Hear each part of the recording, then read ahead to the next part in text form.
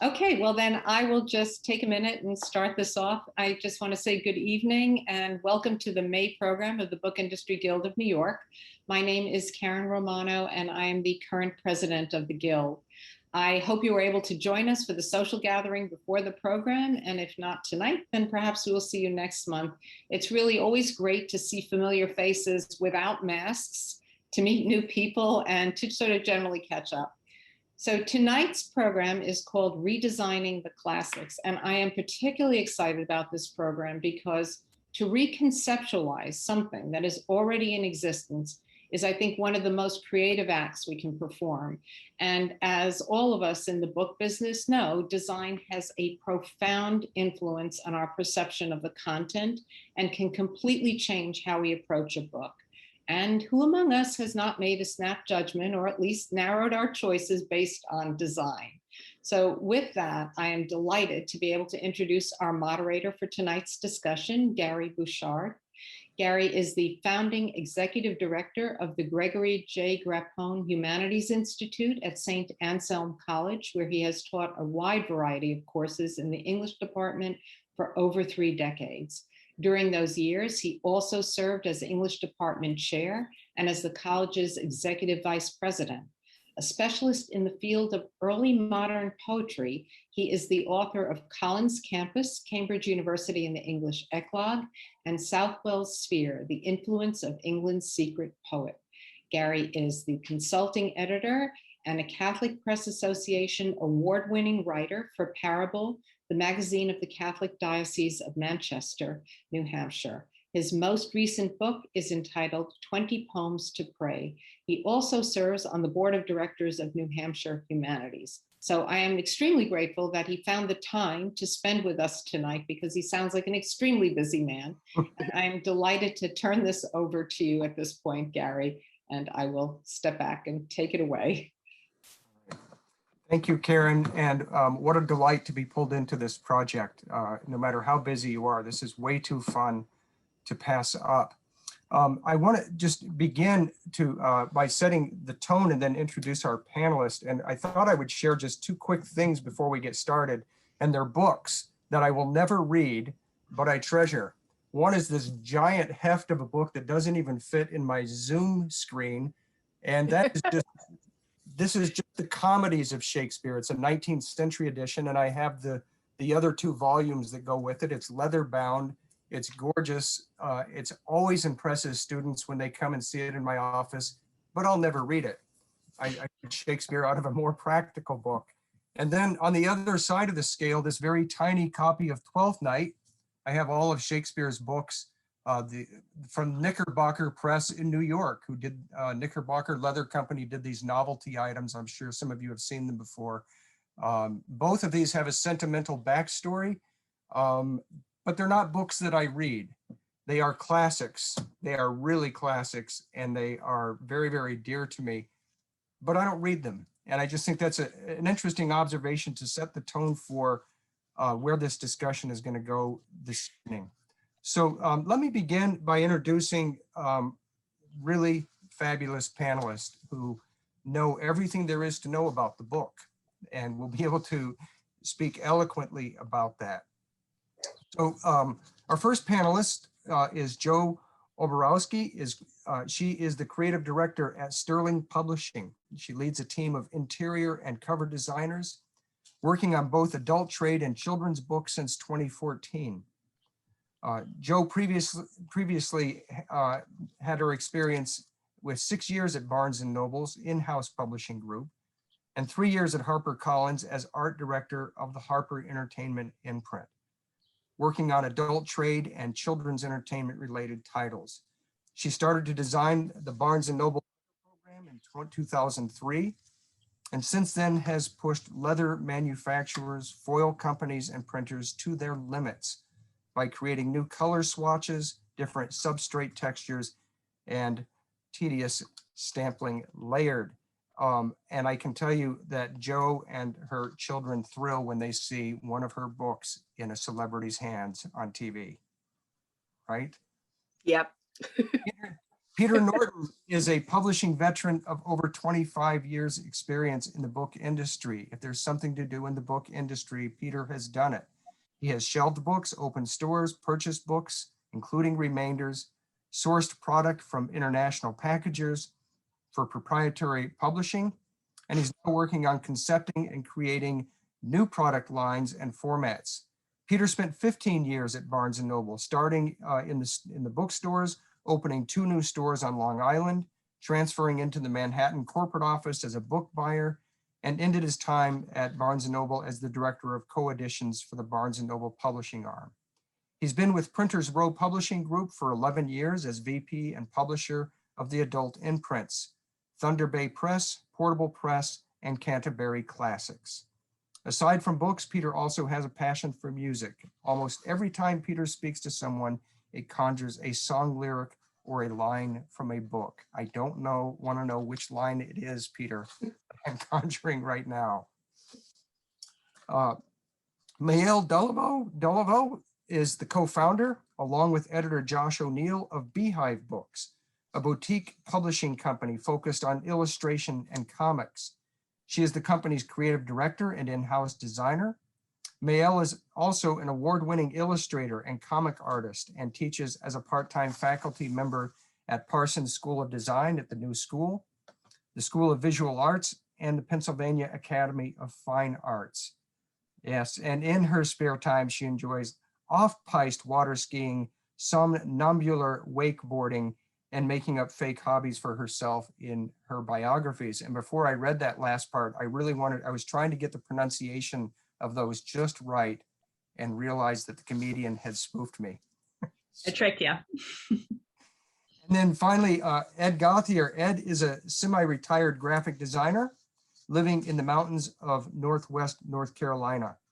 His career spans over 40 years in printing and design. He spent 19 of those years with a subsidiary of Hallmark Cards, doing pre-press production, technical development, and training.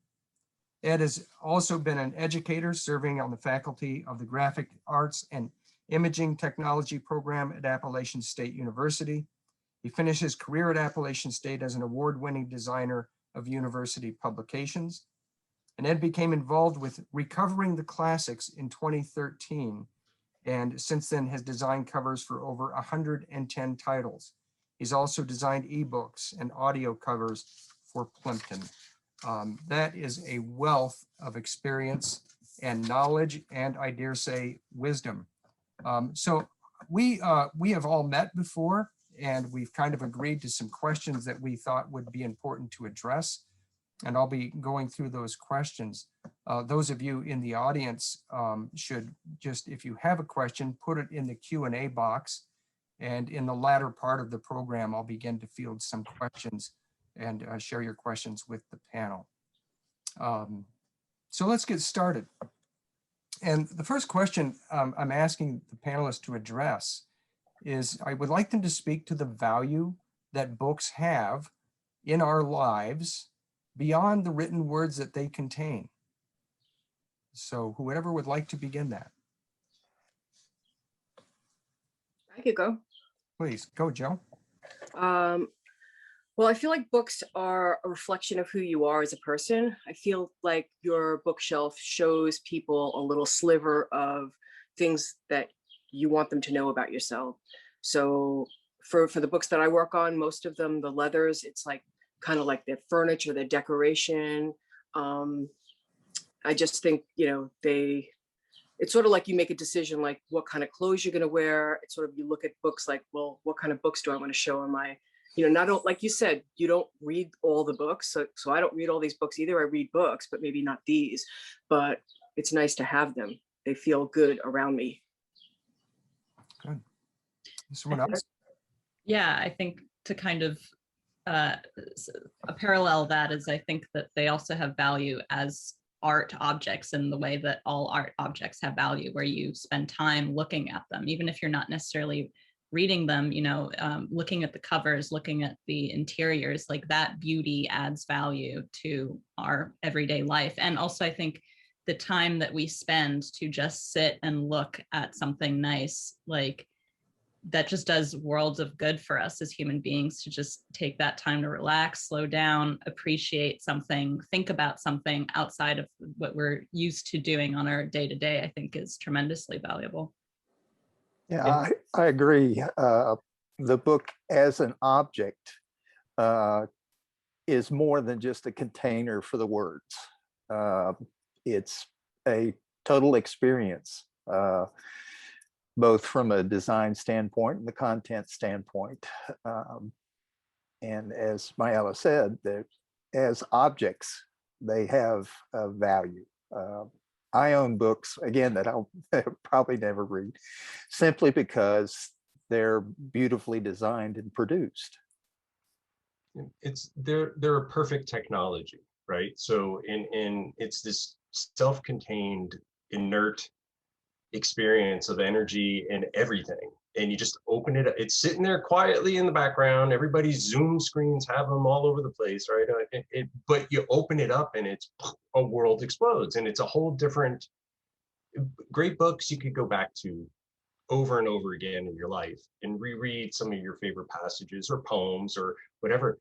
And you're bringing your own experiences to it, and it changes. And I think that that's part of it as well.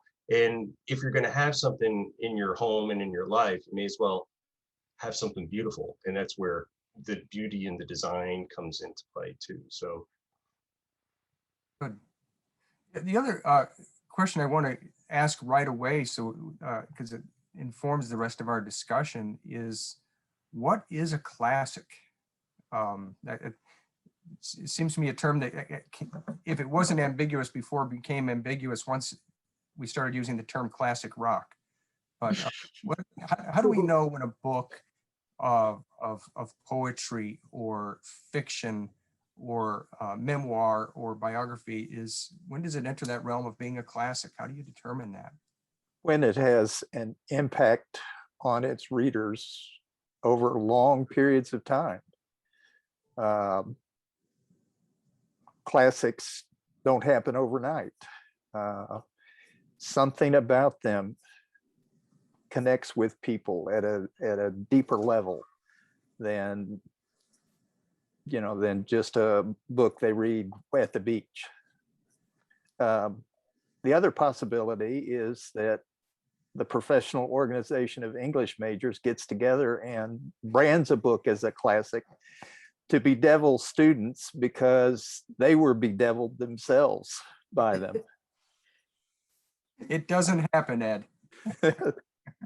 From a commercial perspective, I would say a classic is something that people are aware that it's coming into the public domain, which ties to what Ed was saying, where that means by nature that it stands the test of time. And whatever the message is in the book still resonates, and it's cross generations now, and generally demographics as well. So I would argue, it's so many different things in the criteria, but that's what makes it live on and on and on. And that's not to say that there aren't books that we know right now are going to be read for generations to come as well. So it's, there's contemporary classics being written every day, and it's just time will tell when it hits the canon of other classics. Yeah, I agree. It's like totally generational. It's like all the great stories that are made into films that you grow up with, or all the, like I have young kids, and it's like they know them, but they didn't yet read them. They know of these stories. And so it's out there in the world. People know it's a classic without necessarily knowing, oh, it's in the public domain, or really the nuances about the history of the book. It just becomes a classic that so many people talk about, and so many different film directors make movies about. So it's out there. Yeah, I agree. I think time, for us as a company, like Peter mentioned, the easy, cheeky answer is just whatever was, pre-1922, which is I think now the date of public domain. So anything before that. But then there's things, books that came out afterwards that are clear classics, like Orlando or The Great Gatsby is only just about to enter public just domain. this year. Yep, we are. I'm sure we're all doing our own editions of The Great Gatsby. And Great Gatsby is also really interesting because it wasn't a classic when it came out, from my understanding. It was only like several years later when it started being distributed, I think by the US Army to soldiers. I don't know, that's the rumor I heard. Maybe one of you is better informed than I am. But so it's interesting how some of these things can be created. And the other thing that's interesting to me is when you read some of these old works, sometimes there's references to popular works of fiction of the time that the book was written in, and that we don't know about at all anymore. You know, like when Jane Austen's characters write about some of the books that they're reading or some of the poets that they're reading, and you have to Google them, and there's a minute entry on their works. But the year that that book came out was the thing that everyone was reading. So it is like interesting to consider what the equivalent is today. You know, we think, oh, Harry Potter is going to be a clear classic, but maybe in the future nobody knows who Harry Potter is, which is you know, interesting. Highly unlikely. Highly unlikely. I think we can all agree at this point. We would probably agree that instant classic is an oxymoron, and it does take well after us it has to survive probably more than one generation of readers. And I always tell students the first thing you need to do to get into canonical status is die, and then stay dead for a long time. Yeah. Let others decide. I wonder if the term classic, does that help its potential commercial value or hurt it? If we're going to publish a classic, does that draw readers or put them off? I think for some readers it could be off-putting because the reputation that word has in relationship to books. Moby Dick is a classic. I don't know of anybody that has read Moby Dick for pleasure. I do. I know like two people who are obsessed with Moby Dick. I don't know why. Well, that's cool. Yeah. But that's hard work. I mean, and I know for some readers, that's their idea of a classic, something they had to read in high school English and hated every page of it. But I think it also kind of connotes that it's a collection. And, you know, so when you're designing, like from our perspective as designers or publishers, we're also looking that you have a group of titles that run the gamut of, you know, translations from Russia, great British, you know, poetry from, you know, hundreds of years ago. And then you put it next to the Great Gatsby, and it somehow fits because it's part of a coherent collection of what's considered classic by society or, you know, our culture. I think translations are an interesting other way to define a classic. How many books, how many languages have books been translated into? Because that means that not only is it crossing generations, it's crossing cultures and language. Yeah, Good that's point. a very good point.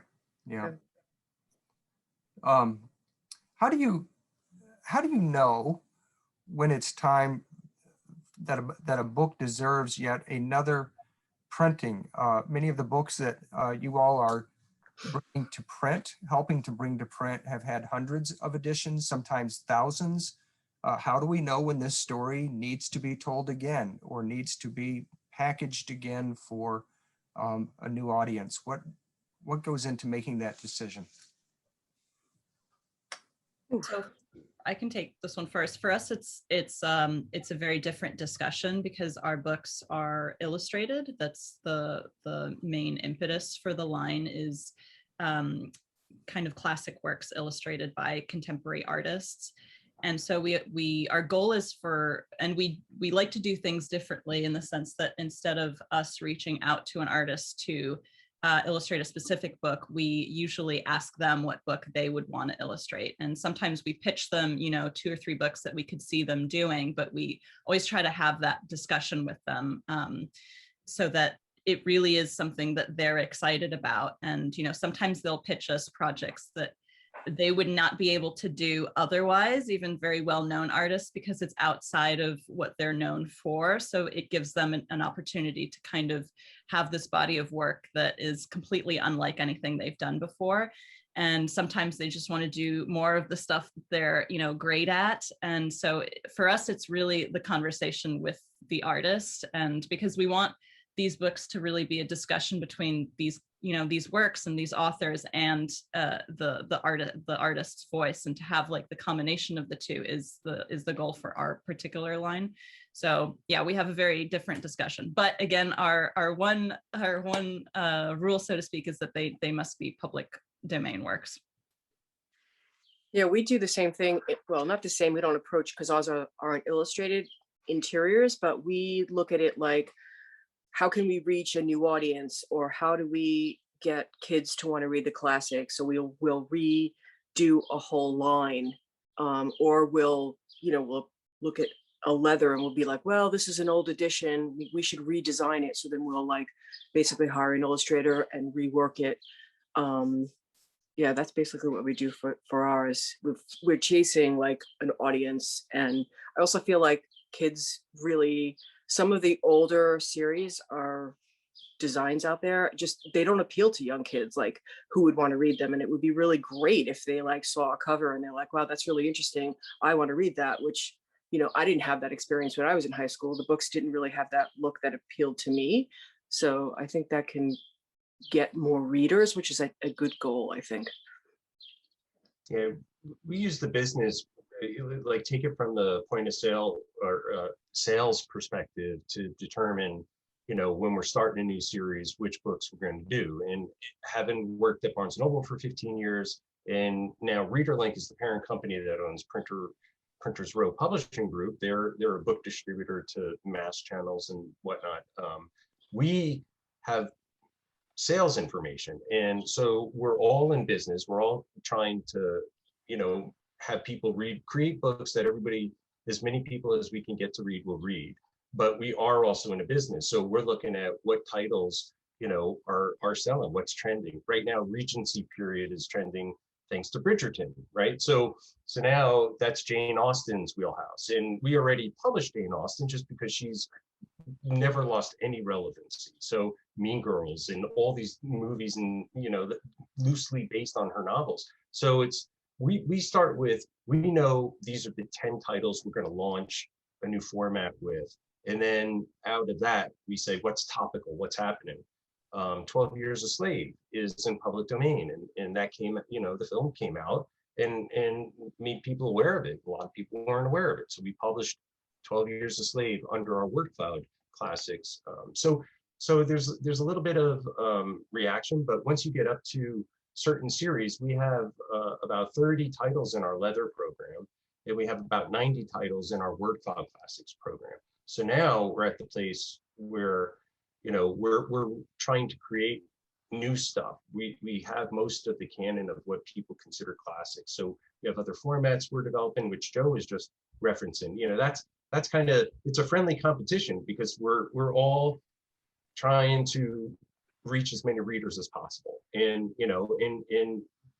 like I said, it's a friendly competition. I love the stuff Jo does, and we're all working in different spaces, but trying to compete.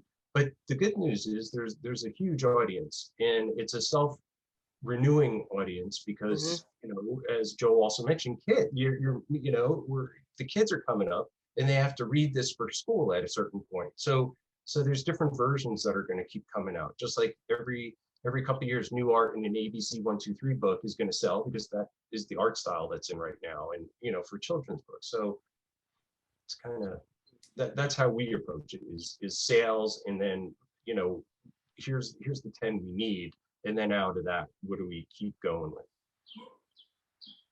Recovering the classics is different. It's not market driven. It's a crowdsourced campaign to create new cover designs for classic works that are in the public domain. So far, 455 designers and illustrators have contributed about 1,600 covers that are available in ebook format. Some of them are available in on-demand printed editions, but also posters. Some of them are available on t-shirts, mugs. So again, it's not market driven. Creative Action Network licenses the designs from the creators and sells the products. The artists get a percentage of that. But then also the campaign works with libraries and school systems to furnish affordable ebooks with these cover designs. So that approach is a little bit different. I'm going to have each of you speak now to really two questions, but they're related to one another, and one may be simpler than the other. And that is the idea of reprinting a classic book may fly in the face of two trends. One technological. If I do want to read Moby Dick, I can download it for free. And the perception that many people are doing more and more of their reading on electronic devices, so that the old technology of a book isn't as relevant. That's one perception. And the other, perhaps more substantial, is the cultural perception that the content of what we regard as many of the classic books are problematic for issues of colonization, race, gender, and even the call on the part of some teachers or librarians for people to stop reading these books. So when you enter into the work of bringing forth a classic, there are those two aspects that I think many of the people listening tonight would say, yeah, there's the technology is going the other way, and the culture has also moved on. How would you speak to that? I feel like with the technology, like I personally don't like to read on electronic devices. I feel like a lot of people are reading these books. Like for our leather books, we're selling $22 million worth of these a year, and all of the content in it is free to download. So there are obviously a lot of people out there who make a choice to buy these books and feel the same way as I do, as like, hey, these are tactile, these, what kind of paper and texture can we get into this so it has the experience as like an art piece. Yeah, I think like the smell of the book, all the tactile things about a book are what drives people to want to buy the physical books. Yeah. And yeah. Sorry. I didn't know if I was supposed to answer the second question now or do it later. Let's stick with the first one first. Yeah. Okay. I agree with Joe. It's a book is the total experience. They work when the power's out. They don't ever have to be recharged. I've been hearing people talk about the demise of the printed word since desktop publishing became a thing in the 90s. I don't see it ever happening, both from the standpoint of the complete experience of the book, but also just the convenience of it. You can take it anywhere. You can stick a small paperback book in your back pocket, go find a nice spot under a tree somewhere and read it. You don't have to have a cellular connection or Wi-Fi. Books just have too much going for them. Yeah, I think even, I'm with you guys. I don't like reading on an iPad. I think that we spend so much time on screens that just having any break from that is a genuine relief. And also not, reading a book and in the middle having a text notification saying that, your friend took a picture of her food or whatever is nice. Like, I don't think that's the best way to enjoy any kind of work of art, to have constant notifications pop up while you do so.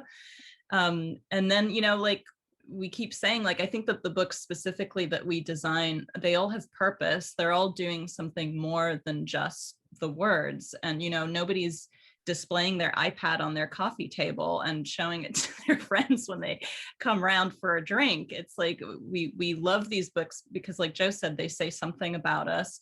They give us some time, they're beautiful to look at. For our line in particular, we print, I don't know if you can tell with the optical illusion, but these are big books that we make. So when you look at a piece of art at this size, it's very different, and you get to see it, printed and all the color. That's very different than an iPad. And you, yeah, I don't know. It's and like Peter said earlier, it really takes you into the world, I think, much more than just an iPad. Yeah. Maëlle has introduced the idea of the coffee iPad. Yeah, maybe we need to design beautiful covers for our iPads so people can see how beautiful they are. I would add that the key word in that question is perception, because the reality is that ebook sales have been in decline since 2013, and physical books have actually been increasing since that point. And I think what's interesting, I think Maëlle nailed it, is she said the iPad a few times. And before the iPad came out in 2013-ish or whatever, the Kindle was still a way to unplug from the world, because the Kindle was just a book, electronic book, but you weren't getting distracted by email, by texts, by words with friends, by anything. You were basically with this plug-in book. But so it was kind of a half unplugged from the world, not quite the same as what we have with physical books. And physical books are perfect technology. As Ed said, you could take them anywhere. You don't have to plug them in. They don't run out of juice. And it's just kind of, but it is just a perception. Physical books, I think, when the iPad came out and the Kindle Fire, all these things started competing with each other, and all of a sudden people weren't able to relax with the book because now they were getting distracted while reading the book and tempting. And the other thing is to have. Everybody keeps mentioning Moby Dick, and I'm going to Moby Dick. So when you have Moby Dick in the beautiful end papers and tactile flexy thing, this is sitting on your coffee table, or this is sitting on your bookcase, or it's sitting on your end table, reminding you, read me. You don't have that when you have 20 electronic books downloaded somewhere on an iPad or whatever it is. So it's just a different thing. It's Yeah, if there's one lesson I've learned during COVID, it's that we are meant to live our lives in 3 dimensions, and and the book has that going for it in a big way. So the second part of that question, or the second question, is perhaps more cumbersome, and that is the cultural inhibition of some of the content of these books is.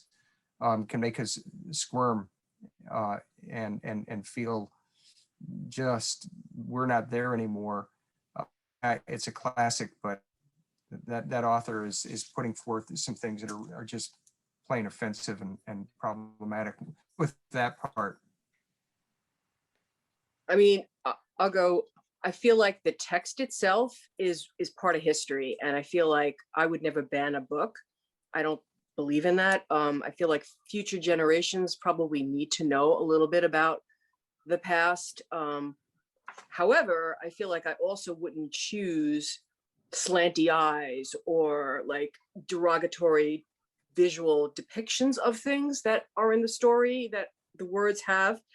That would be a choice I would never make, but I feel like the stories, the truth, it's sort of like, all these statues that people are taking down in the world. And it's like, well, you kind of want to remember these atrocities so we all learn from them. So I like to have an original text. I think that's just a personal thing. Yeah, I agree with Joan saying that, like, I don't think we should forget these. The only way you learn from history is by actually learning from it, and to not repeat those errors. But I also think it's important to give context to that work. And so what we try to do with those works, I mean, firstly, we've only, the number of books that we've done is quite small, and we work with artists who choose the books, so it's unusual for them to choose books that are really atrocious in those regards, but there's instances of that pretty much in every text that we work with, and I think what we try to do is we both, on 2 fronts, try to really consider the pairing of the art and the artist, and the text and the artist, and how sensitive the artist is going to be to that. And when we can't when we need a little extra help with that, we hire someone to help us with that. So I don't love the term sensitivity reader. I think that there's another term for it, maybe cultural expert or something like that. But we're working right now on an edition of Crayon, which is Japanese ghost stories, but they were written by the author Lafcadio Hearn. I'm not sure if any of you are familiar with his works, but he was Greek, but he lived in Japan for most of his life. So, and the artist who's illustrating it is Kent Williams, who's an American. So we have all these layers of kind of cultural readership that's not Japanese specifically. Josh and I are not Japanese, and we wanted to have make sure that this book would be could be read by somebody who was Japanese or of Japanese heritage, and that it would sit well with them, and that they could connect to it in the same way that other readers could. So we hired a Japanese person, who gave us some really, really helpful feedback on some of the art. For example, Kent did some beautiful kanji, and there was one kanji in particular, which was a real direct translation of one of the words in the book. So it was the name of the character, but that kanji, since that book came out, has had a cultural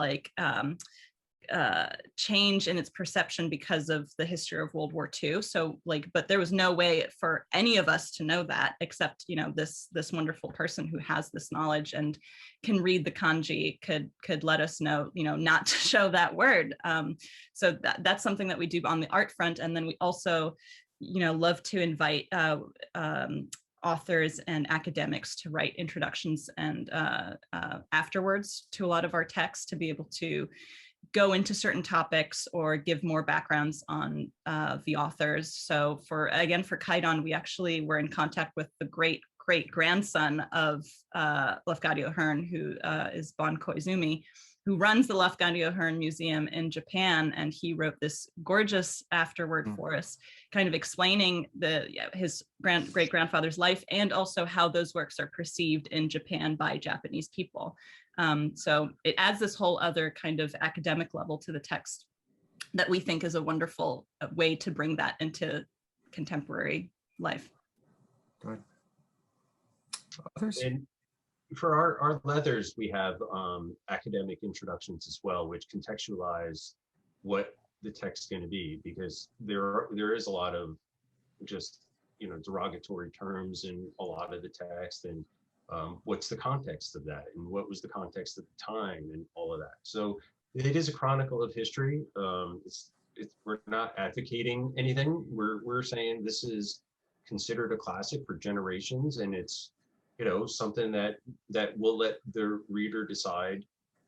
It shows how the world was in its ugliness too, and we're for the adult market. I think that's kind of an important thing. There have been tweets over the past 5 years that I wouldn't want my kid to read, coming from the highest, office in the land. So I think when you're talking about, contextualizing all this kind of stuff, I think it's really academic introductions help in the adult market, people seeing the context, in understanding either in some cases how far we've come or how far we have yet to go. So good. Yeah. Ed? Well, again, with recovering the classics, that's really not an issue. Basically, the list of publications is chosen by what's available in the public domain. These are by no means deluxe editions of the text. It's simply the text, and the reader, basically, it's up to the reader to find the context and go beyond that. Yeah. I want to remind you all, you're welcome to show and tell some of the work you've done, and beginning with this question here, which is, when you design a book, what do you do to, Jo has already spoken to this a little bit, to try, perhaps bring somebody into the book that has never read it?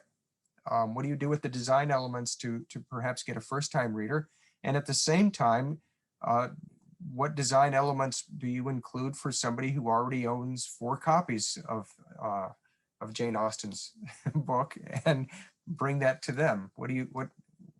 So yeah, both of those. So I just want to make it different for people. Like, we did this version a couple of years ago. It's a Frankenstein, and it's velvet. So we printed on like this texture that has velvet and kind of like a leather material on the spine here. So for me, I'm always looking for a different kind of substrate. This is just a jacket, but I don't know if you could tell, but it's metallic. We printed the whole thing on metallic paper, and it's, Edgar Allan Poe. This is an Alice in Wonderland edition that we did, and we actually worked with Cromwell Leather. They're the people who make our bonded leather, and we just invented all these colors with them. We would send them physical things like somebody's tie and say, can you make a color like this? And by the way, can you make it metallic? And so we've been pushing, and we have great partners like with Cromwell who have been great and meet our demands, and it's been amazing to have that. Well, my approach is simpler than that. Again, I don't have to be concerned with production, have no choice in the materials. All I'm creating simply is a design. So it might involve background pattern that's evocative of an era. A strong image in maybe an unexpected color combination. Period appropriate artwork and typography, but in a contemporary treatment. Or even an antique printer's ornament paired with some Art Deco type. Again, keeping them simple. These covers, as you've noticed, just have artwork, the title, and the author's name. Don't have to deal with blurbs or anything else like that. So the designs are simple, but there's still a lot to work with. Yeah, again, just design stuff. So our books are much larger. They all come in these slipcases, and the slipcases are on all sides covered in both the foil, and they're embossed and debossed. This is actually our Peter Pan by Brecht Evans. And for this one, we did like a 3D kind of sculptural treatment. Let me see if I can get a light on here to show you. I don't know if this reads, maybe. But there's like there's a shadow. Yep. Yeah, that's there's cool. like a 3D effect on it. So we sculpted all of that. And then again, my impetus for the line is really art forward. So there's very little text on it. There's actually the only text on any of our covers is on the spine, where the title is so tiny, and we have the name of the author and the name of the illustrator as kind of more traditionally where the title would be. And then the size and all the illustrations and paper, and I always try to choose basically a spot color to accompany the book throughout. And I keep the type really minimal, other than for every chapter, we do these really large illustrated drop caps to kind of reminisce with the history of drop caps in illustrated books. And so sometimes the artist does the drop cap, and sometimes I do it, or sometimes it's kind of a combination of bits and pieces that they give me, and images that they have. And yeah, so there's really a lot of art in some of these books, and I think that's a big addition to the text and a real conversation. And sometimes, actually, especially with this book, the artist will kind of illustrate elements that aren't necessarily part of the original work. So Brecht really had this vision of Peter Pan being about children playing, and this idea of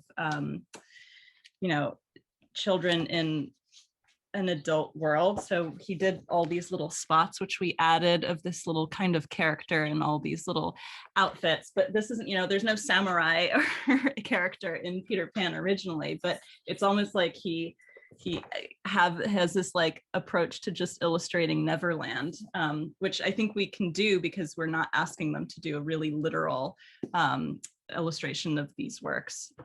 So yeah. And before we go to Peter, beautiful. there's a question in the text for you, Maëlle. It's says your books are beautiful, which they most certainly are. Thanks. And the person wants to know, how do you choose what you're going to do next? Again, it's we think of artists first, so it's who we want to work with or who's approached us saying they're interested in doing a book with us, and then we work with them. Either sometimes they have a very specific idea, saying, you know, I want to do this project, and sometimes we you know think, oh, this person would be great at these 3 books, and we kind of help them narrow it down. But yeah, it's pretty varied. It's very project to project depending on the artist. Yeah, good. So Peter, how do you get me to buy another version of Moby Dick, or maybe read it for the first time?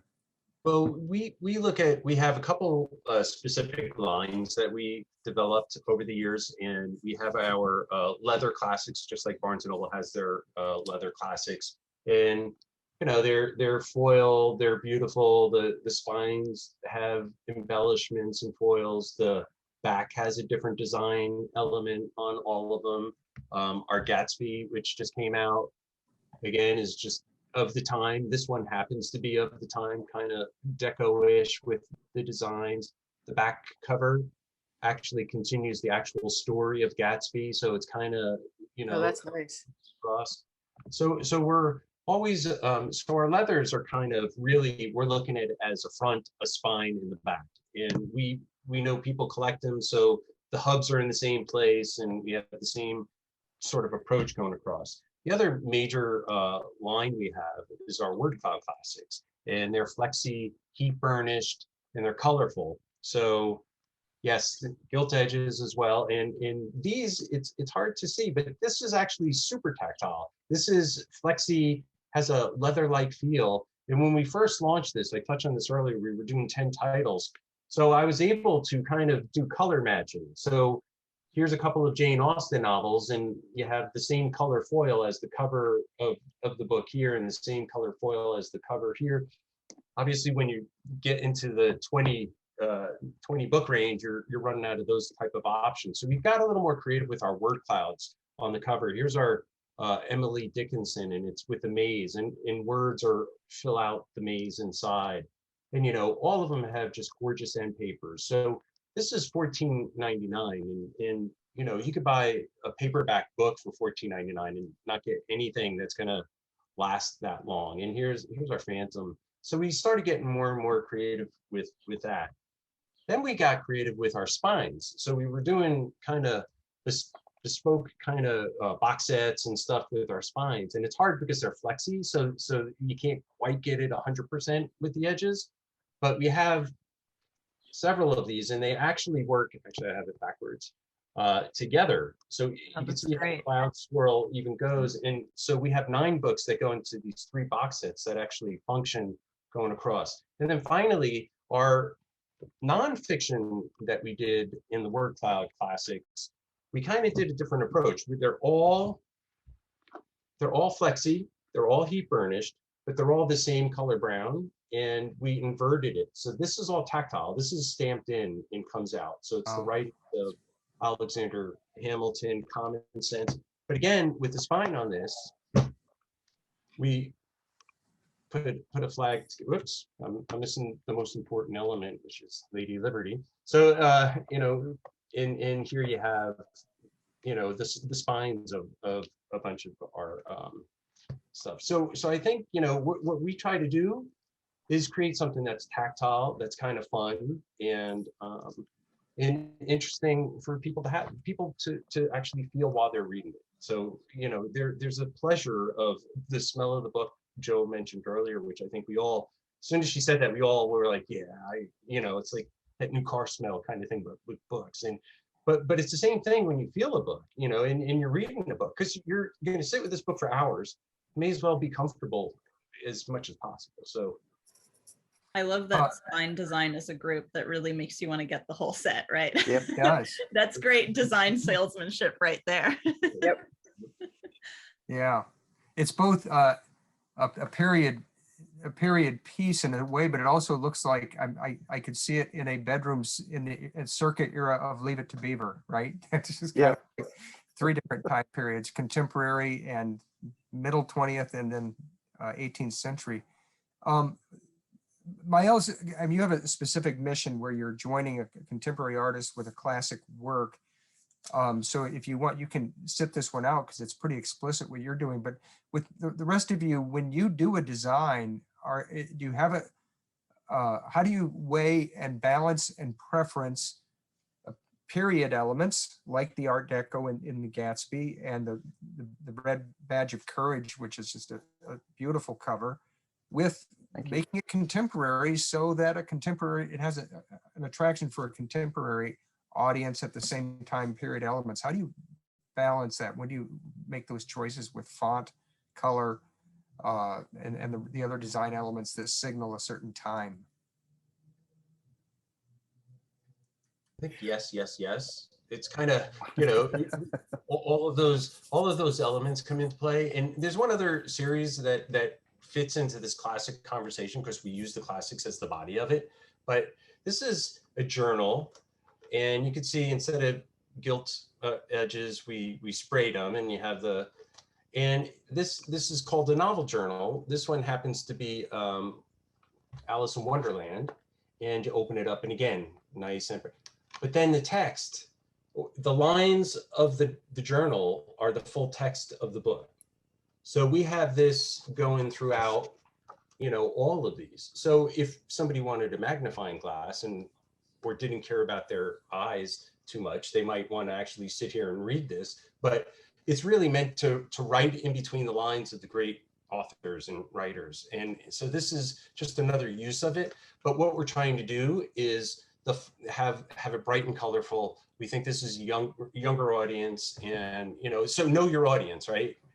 And Maëlle, she has gorgeous books for art collectors and gorgeous books for people who want to impress everybody, because they are literally coffee table books. I mean, they're beautiful, but that's, your audience, and what your price point can be for that too. So working, we haven't discussed that, but working with all of these embellishments and all of these different formats and treatments, they cost money. So it is kind of, you have to really know your demographic of who you want to sell it to, because if you overshoot, if you think you're selling it to teens and, the word clouds, these at BookCon are huge with teens in young 20s. And, that's our $14.99. They could afford it.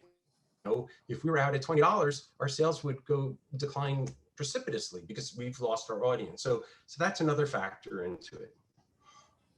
So I'm thinking, Maëlle, those works of art that you're creating are not in the $14.99 category. No, our books are, these ones are $100. So it's definitely a whole other price point.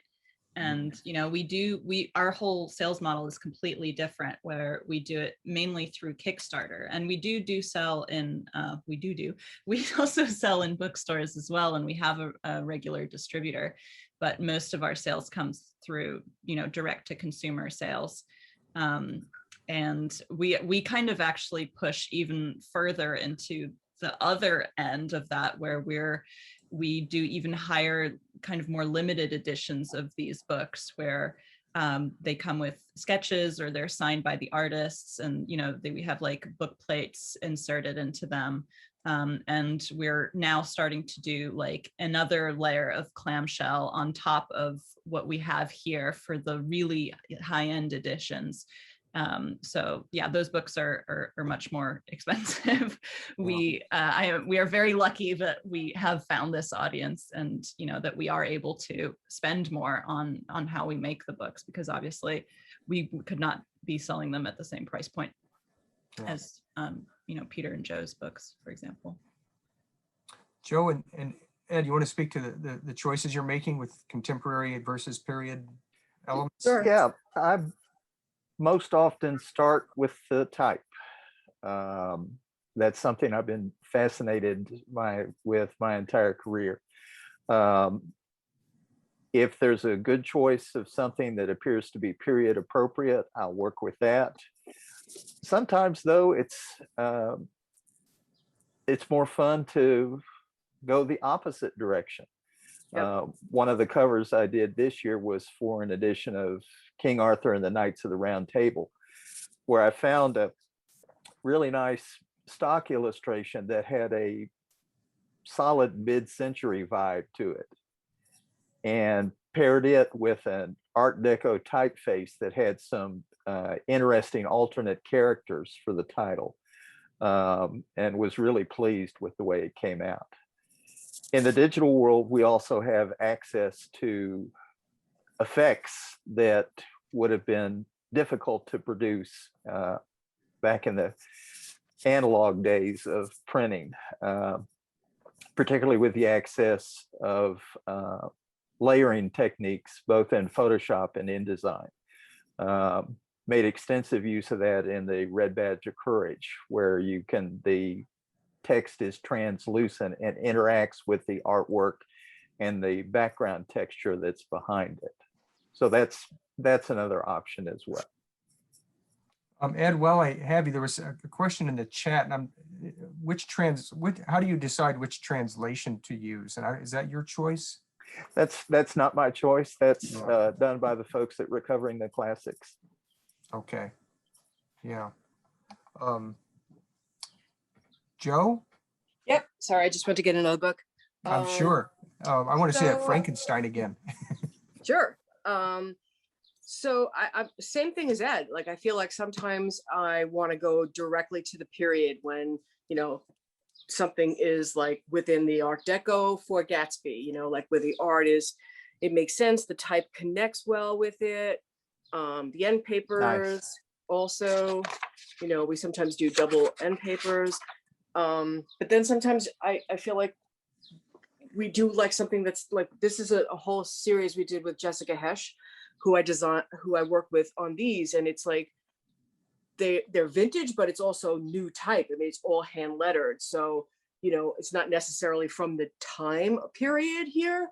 And then sometimes we go super modern, where it's like, oh, the Star Wars, we just use the logo, and it's pretty simple. So I really think I think if you're going with a classic and you want to reach a young kid, you might not want to have a Victorian font like on a Charles Dickens, but I also love that too. So it's hard. I feel like there's audiences for both, really. Mm-hmm. Yeah. Well, and I actually have another sample where I used period correct typeface, but this is not something that any 18th century printer would have let out of their shop. Right. They would not have been happy with the mix of the characters from different fonts in a single text setting. But for this particular cover, I think it worked. Yeah, it does. So we're nearly out of official time, but there are 3 questions I'd like each of you to speak to that are more in a personal vein. We want to know what was the first book that you remember falling in love with? Oh, I have it. And also, while you're answering that, the 2 other questions are, do you have a favorite book you've designed that you can show us? And then the third one is there a classic out there that you haven't been able to do yet that you're yearning to do? So those 3 questions, whoever would like to start. I happen to have, oh, go ahead, Joe. No, you go. I happen to have, my mom sent me all my like baby books recently, so I happen to have some of them. Oh my gosh. And the first one was this one, and it's nothing special about this book other than the size, and it has, these really cute little illustrations. But I think that it was just the size and being a kid and having tiny hands and seeing something tiny, it felt like this was actually made for me. And just this very simple thing, like this book has stayed with me for so long, and it's just the simplest little tiny book. And then this one as well was the very early book, which had this like interactive element to it. Let me see if hopefully it still works, but it had this Oh, that's cool. Oh, Yeah. yeah. Very cool. And so again, it was like there's something really tactile about that and it was like telling a story with these like Ooh. two superimposed images that really appealed to me. And then kind of the older version of that book that really impacted me, which I'm sure you all know, is Griffin and Sabine, published by Chronicle, which is this amazing book with it's a kind of a love story ish, but told in postcards and letters. And again, it has all these like flaps that you can open. But you know, the story is much more sophisticated and not really for kids. So yeah, I highly recommend Griffin and Sabine. Wow. Nice. The first book I can remember falling in love with when I was a kid was Harold and the Purple Crayon by Crockett Johnson. Still have a copy of it on the shelf above my head. I don't know how many copies of that I've given to kids over the years. It's just, I think it's a charming story. The illustrations are fun. It made an impact on me. Great book. Mine was, I probably was Henry and Beeze's with, or Ramona the Pest, and, you know, the whole Beverly Cleary, all of her books, going on to Judy Blume after that. So it's like, I mean, I had tons of picture books when I was a kid, but, you know, sorting through that, you know, it was hard to kind of differentiate. But when I started reading real stories and books, those are the ones that really introduced me to writing and reading. So I was fortunate. I did a book signing at one of my Barnes and Nobles back in the day, and I met Judy Blume, and I was able to gush and tell her how much I loved her and how much she meant to me. Everything, you know, just every, you know, I understand women from a perspective I do today because of you, and, you know, so it's just the whole thing. That's awesome. That's great. Jo? Yeah, I have this copy of Edgar Allan Poe. When I first started working at Barnes and Noble, this editor I work with, who I still work with, who I love, his name is Stefan Jamanowitz, and I was eyeing this book for forever, and he gave it to me one year, and it's like I treasure this book. And I mean, there's nothing special about the inside of it, but it's just, I'm a big Poe fan, and I like that it's got like sculpted, like, you know. That's beautiful. Yeah, it's a beautiful book, and I'm like, I treasure it. So, yeah, it has a patina to it. I kind of don't want to read it because I'd rather read the books I make because I don't want it to break. Yeah. So that's my Poe story. Is there a classic that you have not done yet that you would like to design? Bring up? And along those same lines, in case people don't understand public domain, I think most of us understand that, but it includes things well beyond the classics and how to navigate that. So is there anything, whether classic or not, that you haven't done that you think is in the public domain that is something you want to bring out? I don't think this is in the public domain, but I'd love to work on The Godfather and Lolita. I think that is. So those are two books I would be interested in working on. We with the classics, we published, we're getting creative with public domain and how to curate it in a way. So last fall, we published the speeches of Obama in the leather version. So it's all public domain. We're working on, and we're going to be publishing Ruth Bader Ginsburg, The Dissents. And that's going to be, I dissent, you know, basically, but her dissents and other judgments in writings. So that's another way. We also did presidential inaugural addresses, which is kind of, they're all individually in the public domain, but they're not necessarily all together in one place. So that's kind of how we're working on, you know, public domain content in trying to curate, be creative even with that. So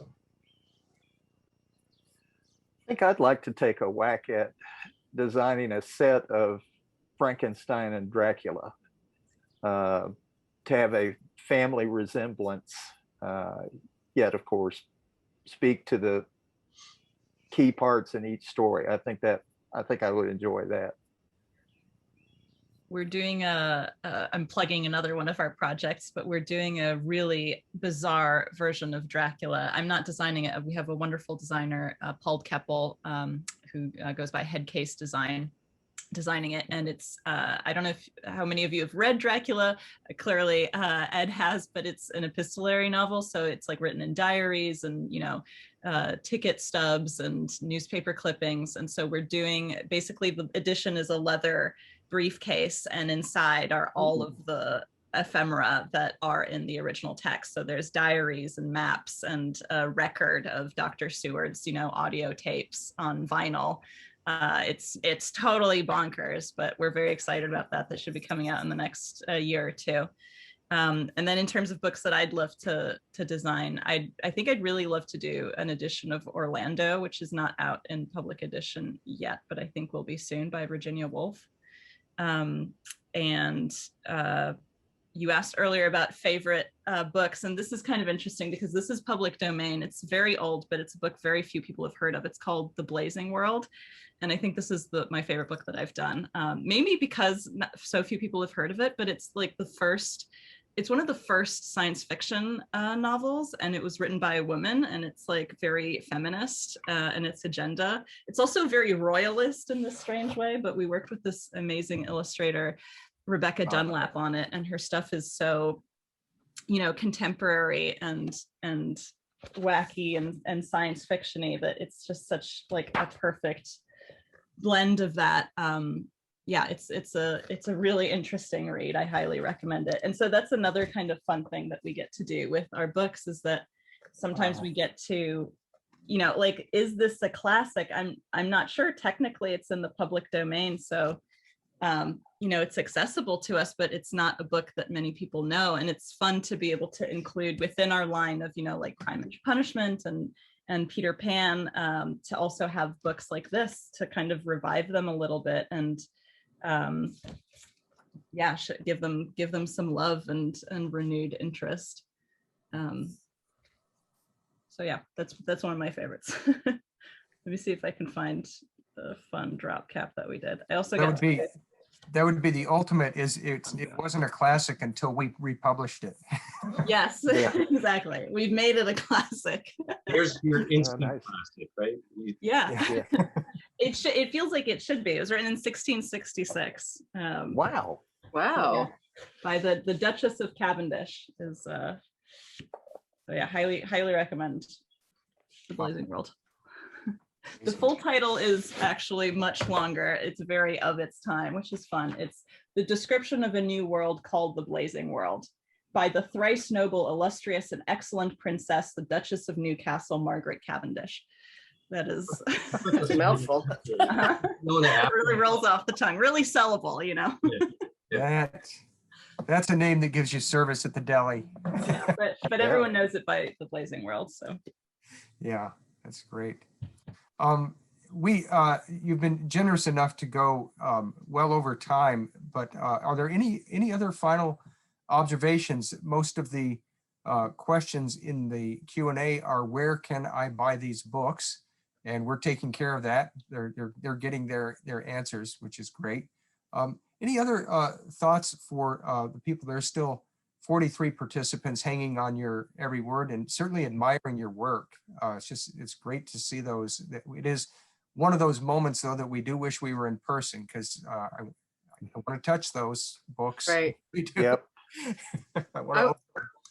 I feel like one thing I love about these leathers is that there's so many people that do things with them. Like I actually bought this. I paid a lot of money for this. This is like a couple $100, but it's the first Edgar Allan Poe book that I designed back like a while ago. And then they like turned it into this amazing purse, which I actually take sometimes when I go to a wedding. So it's like they put their own fabric in as you know, the end paper, and they bedazzled it, and they got like some crazy sparkles here. I don't know if you see them in Poe's eyes. And then with the wicked thing, somebody made this also a clock. Actually, no, my husband did this. But there's so many websites on Etsy, and it's probably everyone here's books is on there, but they do a lot of the leather books. did they know when phone you chargers and book Bibles and you know, like where you hide a flask in them, just awesome different things. So it tickles me, really. I think it's so awesome. Did they know when you ordered that bag from them that you were the designer on that book? No, I kind of wrote to them once and I'm like, oh, because it's not illegal. Like they paid the price. The Barnes and Noble got their $20. So it's like, it's okay. But sometimes they do other things. And then I often have to write like a cease and desist because they'll like Xerox copy it, make charm bracelets of them. And I mean, believe me, there's a lot. I'm sure your books are up there too. But this is fair game and it's a second market and it's so cool. You'd have to be a very, very dangerous individual to steal an Edgar Allan Poe purse. That's just a bad idea. Bad karma. Yep. Very bad karma. Yeah. Immediately cursed. Yeah. Peter, you have something there? Well, I was just gonna say, you know, this is fantastic, and I appreciate the opportunity to, you know, celebrate the classics and the beauty of books, and just recommend anybody else who's the 41 participants still on, check out our website, you know, Printers Row Publishing Group, and check out the Canterbury Classics. We have an Instagram account as well, and it's just because this is just, you know, I get so excited, I just want to keep going, and I won't. So, but if everybody, you know, if you want to see more, then go look there, because that's really, you know, this is just touching the surface of it. And I was reaching because just today we got our advanced, we changed our Poe cover. So it's like all these themes going around where, you know, it's kind of, you know, Frankenstein and Gatsby. Read the last line of each. I just did yesterday, and Fitzgerald definitely is nodding to Mary Shelley at the end of that book, which I never noticed before. So Wow. Wow. Anything else? This has been wonderful. It really makes me want to read and hold a book in my hands. So I'm glad summer is about to arrive. Yeah. Makes me want to go to a bookstore for sure. Yes, absolutely. Yeah, it was really nice getting to meet all of you and Likewise. and see all the amazing projects. It's so, I think this is what's so lovely to me, is just to see all the different directions you can take these works in. And I think that both speaks to like their impact on our culture, and, you know, how many different kinds of people are interested in them, and also just, you know, the work itself is still valid and important. Like those stories still resonate with people today. So yeah, it's fun. Human creativity. Yeah, it's great. Well, Karen, I got as much out of them as I can. I'm going to take a little Knickerbocker edition of 12th Night and more than ever. I have to tell you, this was absolutely fabulous, and I can't thank you all enough for taking us into this experience of how you're designing these immersive reading and visual, tactile, beautiful things that are books. And the only thing that was missing, frankly, was I needed a glass of sherry to go with some of these classics. I don't know. Maybe we could do another one. That's on you, Karen. That's on you. It is.